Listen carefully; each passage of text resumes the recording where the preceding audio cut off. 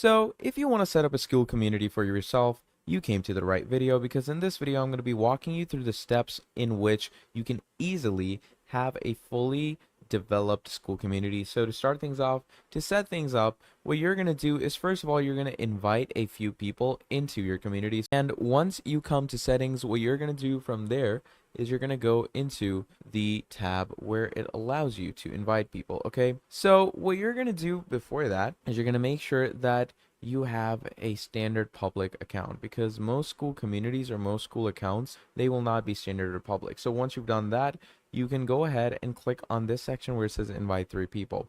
Now you can invite people by email, okay, or you can import them from different platforms that you have through a CSV file or different integrations, or the most standard way would be to copy this link and share it around with people so they can join you. So that's the first step, is, to actually invite members into your community. Then moving on, you're going to add a description for your group. Okay, so my group name is call test. You're going to add a cover, make sure, because it's really important to have a good icon and a good cover. Add a description for yourself, add your initials, add a color, and make sure that it's a public community, because that is how you're going to get people to join you. Then once you're done with all of that, finally, you're going to go ahead and write your first post, and you're going to make sure that this post is fully developed with actual desire of teaching.